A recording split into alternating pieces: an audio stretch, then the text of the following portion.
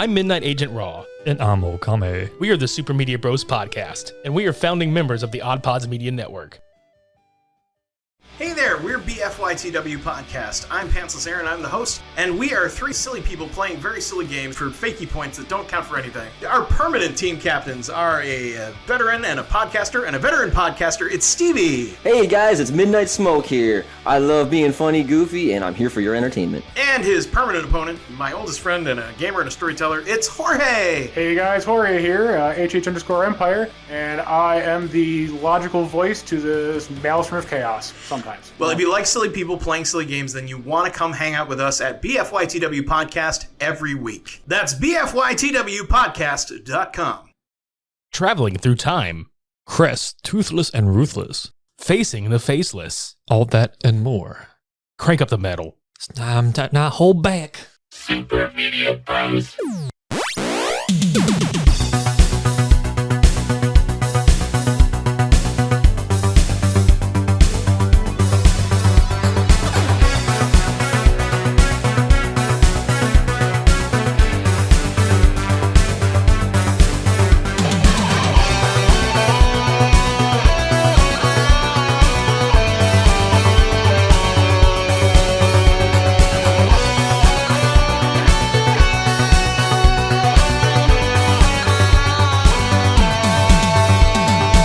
Crack open a can of spinach to this album.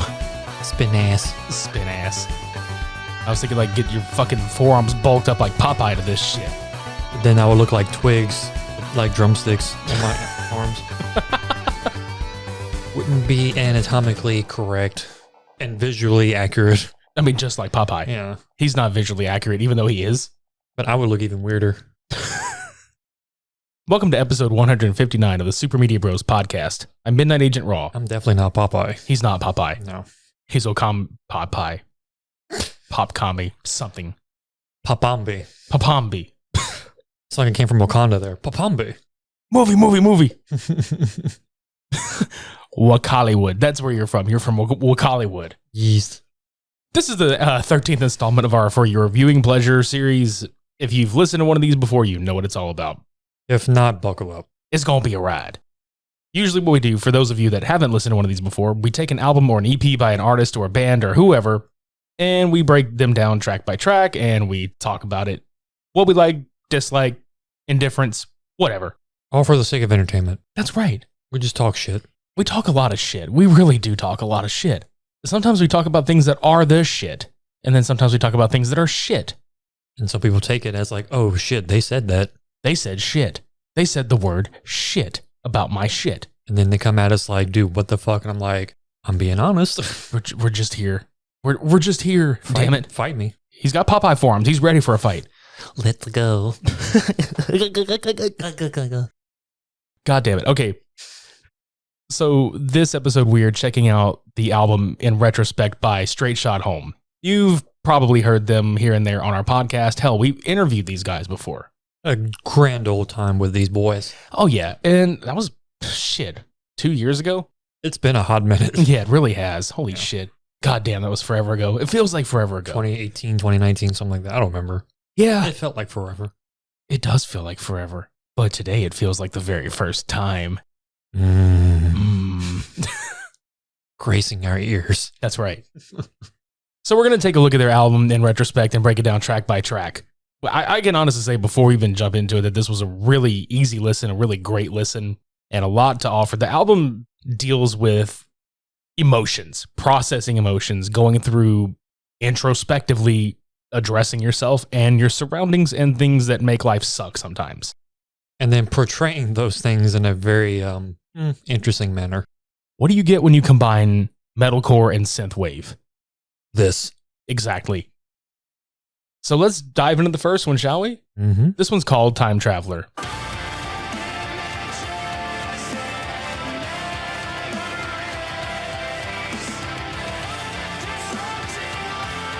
What the like a great fucking album opening.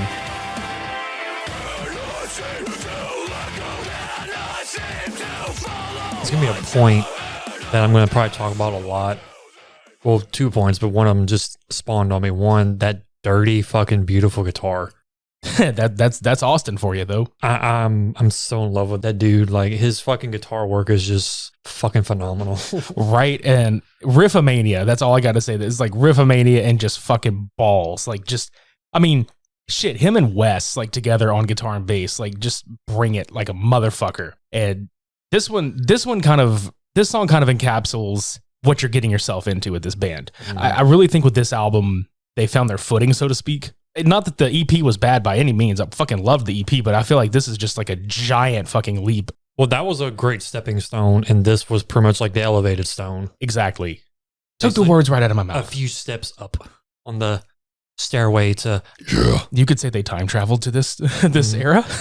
They jumped ahead a few years. That's it. But yeah, like you get... Pretty much this whole album is a mixture of like the melodic and emotional with just the heavy and like punch your face like combination in each song. Not so much one song overpowers the other with that side or this side. It's a combination of both. And this song is a good example, starting it off with how well they blend those two aspects together. And then we jump over to the second track, The Faceless.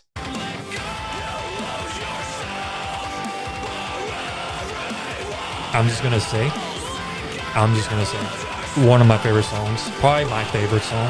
Oh, this is a great fucking track. They're all really good, but holy shit. Lyrically, this album, I'll say it, like lyrically, this album is their best. The main reason why I love this song so much is, to me, it stands out a little bit more than the rest of the album because like it just gets your adrenaline pumping more so than the rest. Like, granted, the rest of the album has that hardcore moments, and I not like denying that at all. But this one, like, it literally is just like you just ready to fucking rear up and go. Like you're just about ready to jump in this shit and let's do this. You know, that's how I feel. This one just gets you revved up immediately. You want to get in the mosh pit and like take out all the aggression pent up inside you from the overwhelming anxiety you experience. This is the fucking song you do it to. You know, it's an interesting title. Like, if there was a mosh pit of just people with white face masks, like just no faces, just moshing, that's going to be an interesting mosh pit. First of all, they're already angry as fuck. Not really in a bad way, just like they're revved up. Second of all, they don't know where the fuck they're going. I can't see shit. So they're literally just bumping into each other like, hey, this is like an actual mosh pit. I don't know what the fuck I'm doing. It's great. I don't know what I'm doing. And I'll just go ahead and say the song title, The Faceless, better than anything Godsmack has ever called Faceless. Let's not talk about them, please. I'm not. I just think it's funny. Like, I'm not besmirching my boys here with Sully. Well, no, somebody besmirched. Well, they didn't really besmirch them, but I just thought it was funny. I was talking to Cody before we started recording. I was looking on Twitter and Chase had tweeted something about the band got compared to Slipknot somehow. And I was like, where? Yeah, like, you don't know, like, sometimes you don't know whether to take something as like a compliment or if it's like, is this a joke? Am I a joke to you? Like, if that was me, I would take it as more like, so we sound common. Right. We sound typical. Right. That's what I'm saying. So, like, I don't hear anything about these guys that reminds me of Slipknot. Just the fact that it's just heavy. That's the only similarities I can pick up between the two bands, and that's about it. Yeah, and that's what I was laughing at, because I want to say Chase was just kind of like, you know, being like really funny, but he was like, oh, look at this, we made it, boys, just being like stupid. It was fucking great. Like, is that a standard that you have to achieve in metal or hardcore or whatever you want to call it to make it? Oh, you sound like Slipknot, you made it. It reminds me of every ultimateguitar.com column or like news article, but what does Corey Taylor think about it? Because he's the pioneer of metal. Exactly. Even though I like Corey Taylor, it's still fucking funny. No, there's nothing wrong with the dude. It's just like that. If that's what society is like, this is how you make it. No. Pass. Let's pass on along to toothpaste. The Colgate? No. Sensodyne? No. Oh, wait. Crest.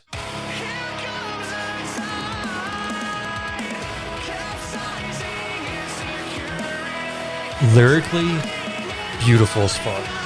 Oh, absolutely. Like, this right here, to me, is an onslaught of emotion. Like, just comparatively, like, comparing the feelings of emotion to a tidal wave fucking just hitting you at once. Like, everything.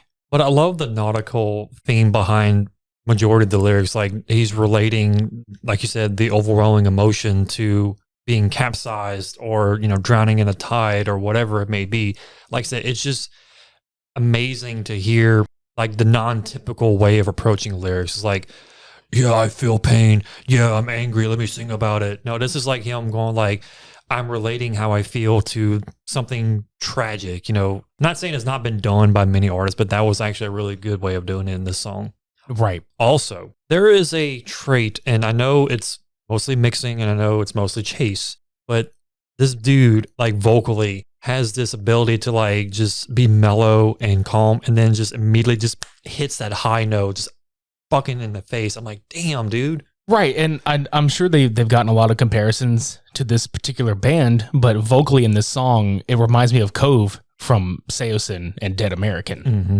And there's nothing wrong with that. Seosin would fucking kick ass. Oh, yeah. And I think the video for this song just does it justice as well. In fact, wasn't this the one that we watched, old boy? I can't remember. I feel bad. I can't remember the guy's name on YouTube. We watched him do that reaction video to this. Yeah, he was reacting to it. Yeah, because he was like, I didn't expect the cleans to come out of that guy. And I'm just like, yeah, you found out about our fucking boys right there. This is Louisiana right here. Right. Them cleans. And I want to shout this out too. The drumming on this fucking album is really great. Mm-hmm. Like, Corey does a fucking phenomenal job on this one as well. I mean, the whole band obviously does a phenomenal job, but I really have enjoyed the cohesiveness of everything so far. What kind of noise do you bring to the mosh pit? Rainbow noise? No. I mean, technically. Red noise. No. This is blood. Blood red. No, actually, you're not wrong.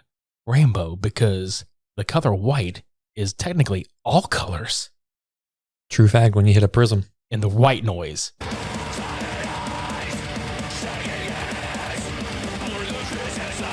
Kick to the balls. And I love this break that's coming up.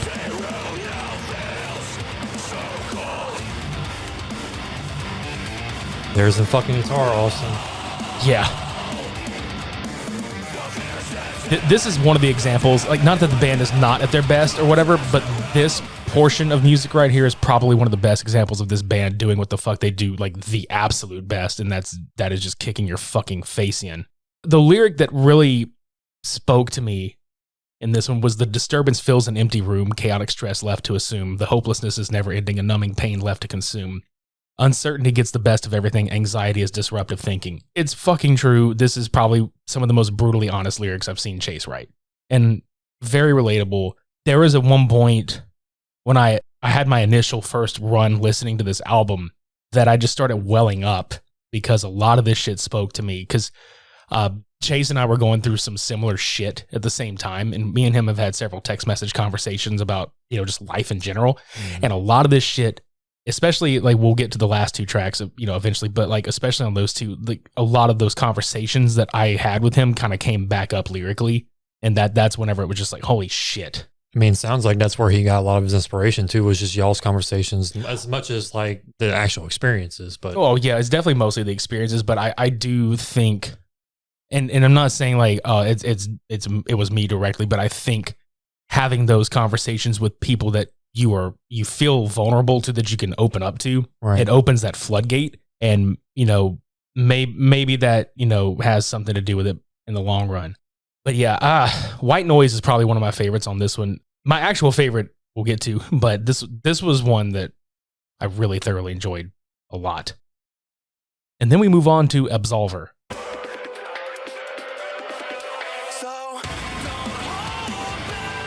It's actually the first song I heard when you mentioned this album. Right. We featured this one on an episode a while ago. And I want to say this was the first one they had put out on Dreambound. Dreambound is a YouTube channel that features a lot of up-and-coming bands that have heavier sides to them. And I thought it was a really good opportunity for these guys to get their music out there. Like, so when I saw they were on there, I was like, fucking right. Mm-hmm. And and I don't remember as of this recording, but I want to say that they've had a huge influx of streams on this album, like in the several, like, tens of thousands. I mean, it's understandable to see why. But yeah, it's a great song overall.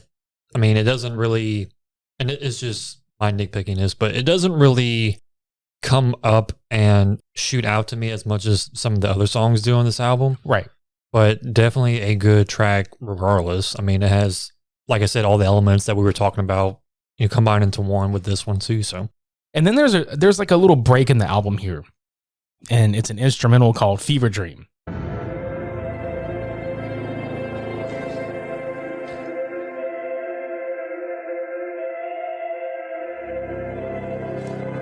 This gives off Tron vibes, Blade Runner vibes, anything from obviously the 1980s.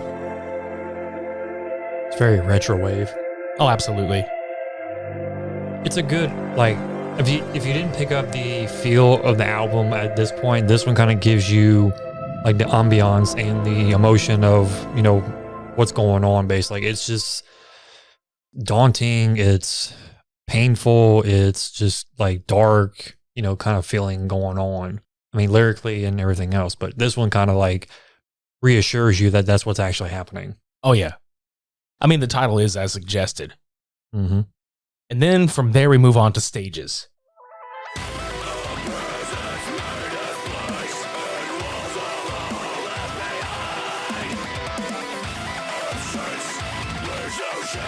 That sound effect just, it does something for me. Oh, yeah. That's what I said. This song just starts off like kicking you in the nuts.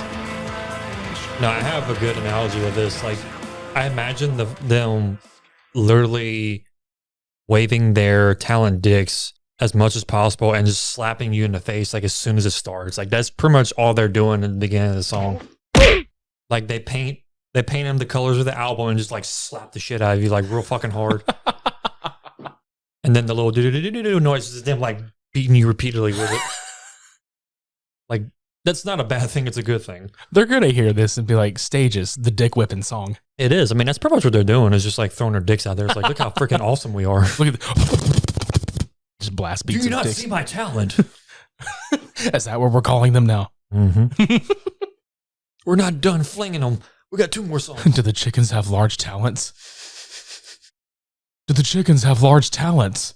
Chicken talents, not tenders. I'm just thinking Napoleon Dynamite said. You mean talons? No, talents. Like they're dicks. They're cocks. Hey, nice cock. That's pretty much what I'm saying to these guys. Hey, nice cocks. Nice. But yeah, Stages slaps you in the face. Yes. Just sprinkles talent all over you. And just continues that. Yeah, fuck you. Let's move on to Idol.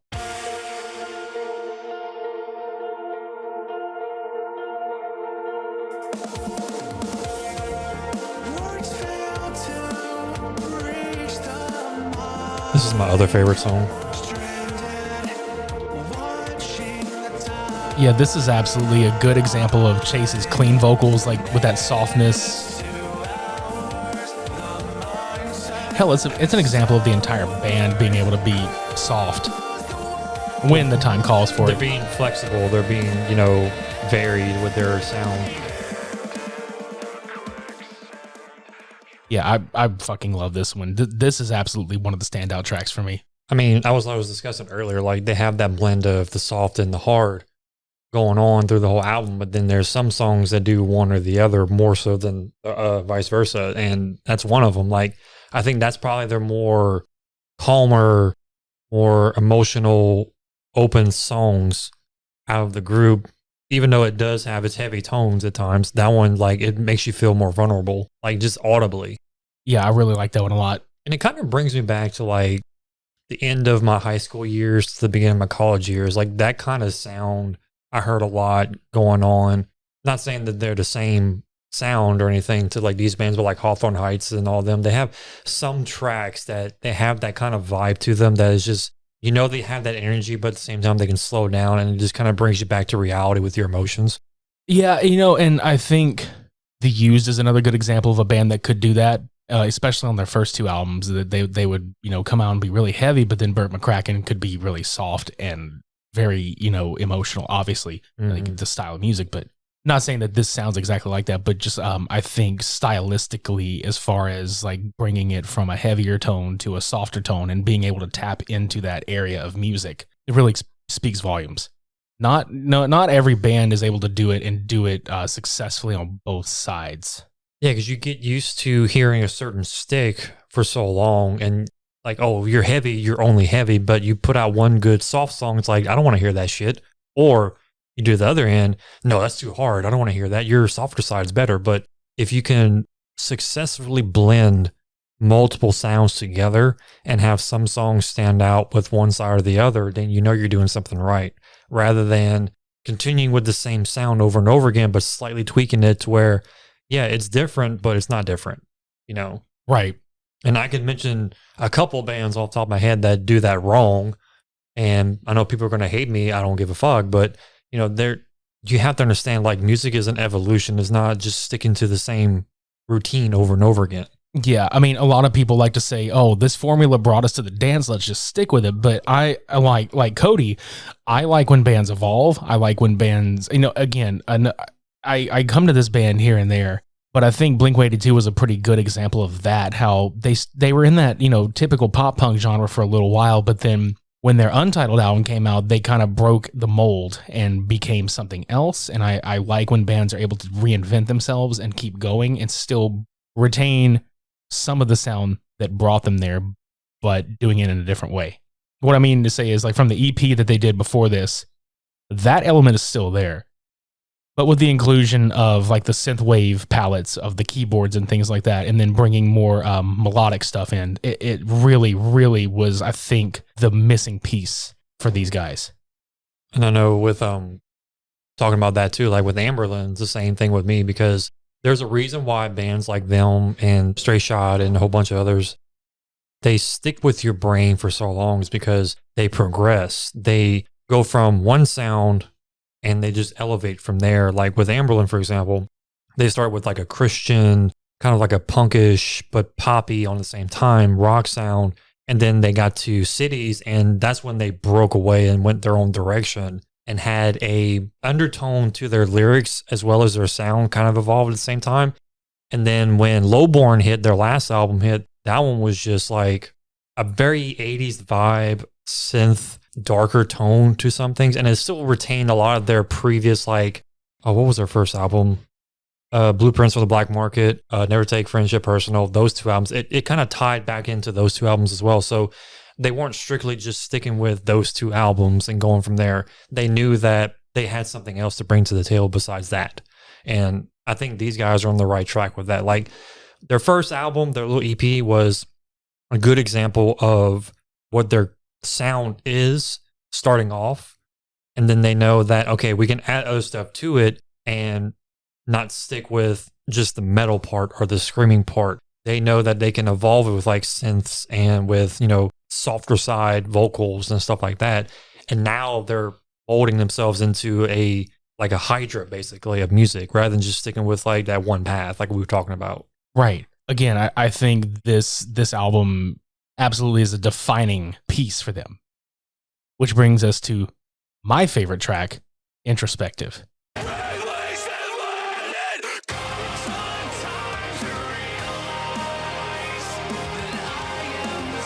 This one is just like audibly pleasing. This one, lyrically and musically, to me, encapsulates everything that they're doing.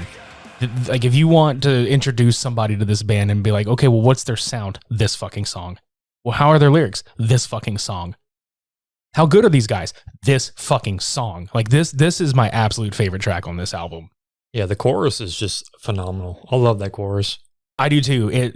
Out of every track on here, not that they're not accessible, and for those of you that don't really understand the term accessible musically, accessible is when it's able to be displayed to a wide audience that wouldn't normally listen to something like this and still find something. I think this is probably, if not the most accessible song on the album. Mm-hmm.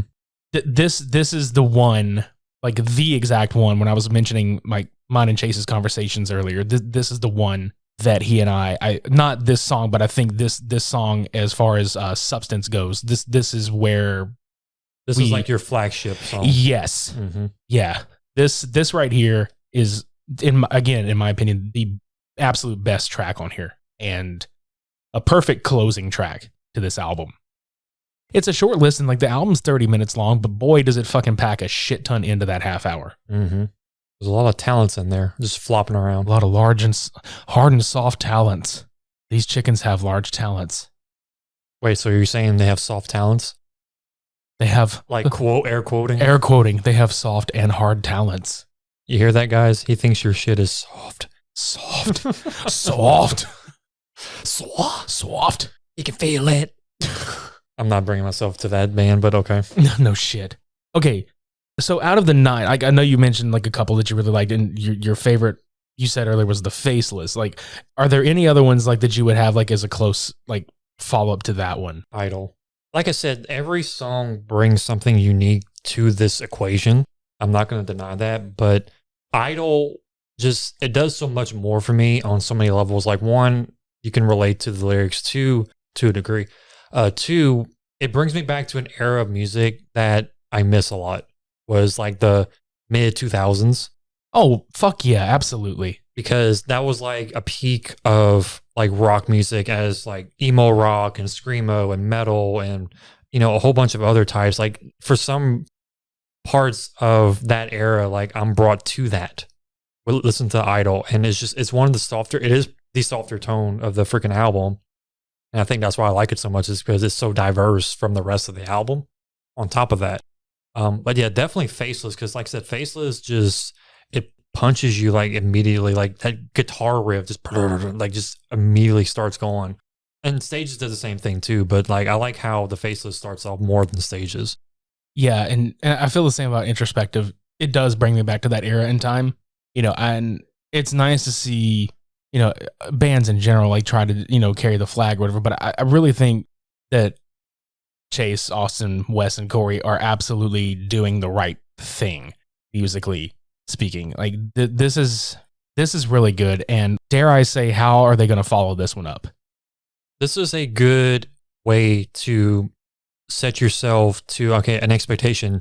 Do not fall below this. Like, try and surpass it. You've set the bar with your talents. You set your own bar with your bars. That's it. Yeah. Rating scale. You know, I was thinking about that, and not saying it's a dick move. The album's not perfect. I will say that. But it's not like so mediocre or so bad that it's lower than like a 7. I would say like an 8 out of 10. Yeah, just because there's still room for improvement. Like, I can still feel these guys can develop more into something even more amazing than this. Not saying it's not amazing at all, so don't slap me with your talents. But like I said, I feel like they have way more to prove. Like, they have more hidden within them that they're waiting to like unleash into the world after this. And once they do that, I think this album's going to be like, it's not going to be unmemorable. It's going to be like, okay, we brought you this. Now listen to this. That's out of the question now. Right. The proverbial glass ceiling, I think, is what we're getting at. Right. They definitely have reached it. I think whatever they do next is going to shatter that motherfucker, because this is absolutely the best effort they've done so far. And I will absolutely agree on the 8 out of 10 ranking for this. So great fucking job, guys. And if you haven't heard this album out there, we will put links in the description of the show notes below. You need to go to Spotify, Apple Music, wherever you download your music. Stream these guys, buy the album. I mean, shit, they were kind enough to send us some t-shirts and collectible shit, like a cassette tape and CD, which I think the both of us are leaving that shit wrapped in plastic. Yeah, especially when everything's digital now, there's no need to filth the physical copies of anything. Like, just have that stuff as like showcase. Absolutely agreed. Now, on to Biznaz. For all you fuckers out there, we have, along with the rest of the OddPods Media Network, have partnered with Spreaker. And that doesn't necessarily change anything for you guys listening to us. The only thing that it does change is that you're going to be hearing more advertisements in our episodes, which means we're able to monetize our show finally. And hopefully you might hear something that's like, oh, I never thought about that product. I'm going to take that. Yeah. You never know. You know, if you want to go to McDonald's or something, just fucking go do that. But, you know, depending on if that's what they're going to talk about. Or if we get like Manscaped again, be like, hey, I never knew I needed to shave my pubes. You know, I just thought about that. I'm a little bushy down there. God Yeah. damn. I'm glad the Super Media Brothers threw an ad in there for me. I need to go freshen myself up pronto. It's been 2 Christmases. At least. After this past year, I don't know what the fuck year it is. What year is it? Just a year for the pubes. It looks like Robin Williams' face in Jumanji when he's all furry. With the leaf hat and yeah. Yeah, that's it. Just imagine if they made a condom that looked like a leaf, like a banana leaf or something. God damn it. Oh, go check out all the other shows on the OddPods Media Network. Come subscribe to us on YouTube. Buy some merch. You know the routine. Go visit our social media channels. Tell us what you think about this album. Yeah, no shit. Hell, tell these guys what you think about this album. Because I'm pretty sure if you're not a metal fan, you will have to listen to these guys. Oh, yeah. And if metal is your forte and you don't think that there's anything outside of just straight, you know, guitar, bass, and drums and vocals, this has more of what you're looking for and then some. Sustenance. Yes. Be on the lookout Monday. We're going to do a President's Day showdown. It's going to be Abraham Lincoln versus Zombies versus FDR, American Badass. I know the title sounds confusing because you think it's 3 movies, but it's not. No, it's definitely not. It's Abraham and Zombies versus that dude. In a wheelchair. Fucking Barry Bostwick. Fucking Barry Bostwick. That's all I've got to say. What the fuck? Just let this simmer in your brain for a little while. I don't want it to, but it's gonna. I was talking about them, not you. Oh, okay. Cool. We already know about this. Yeah, this is true. He's really pissed off. Wheelie. Vroom. And then, God damn it. I just remember the kid from Mac and Me. He's wheelie dead. He's definitely not an American badass. No. He's American dead ass. He's an American failure. Hi-ya. Hi. Next week on Cult Cinema Showdown, we are going to be bringing you Flash Gordon versus the Masters of the Universe. Yes, the Canon Films He-Man film with Dolph fucking Lundgren. Oh boy. Yeah. You got anything else, sir? I'm pretty good. All right. I guess we're gonna roll the fuck out of here, and we'll catch you guys next week and this Monday and all the other weeks that you join us. And even on the past episodes that we've done, we'll catch you there too. Yeah, go listen to those if you so please, or if you so choose to do, whatever the fuck, however that saying goes. I don't know. It's like your first time listening to this. Hey, we got other shit. We don't just listen to metal music and talk about presidents beating each other up. This is true. We talk about all the stuffs. We talk about cops pretending to be samurais beating the fuck out of each other. And dick-looking aliens sucking straws. And going to Hawaii with hard tickets. Yeah. And hard talons. And snakes coming out of toilets. And so much more. Yeah. Just like we said, and much more. And more. And horse. Yes, those two. That was for your reviewing pleasure 13, Straight Shot Homes in Retrospect. Until next week, I've been Midnight Agent Raw. And I'm Okame. Shades on. And I'm definitely not Popeye still.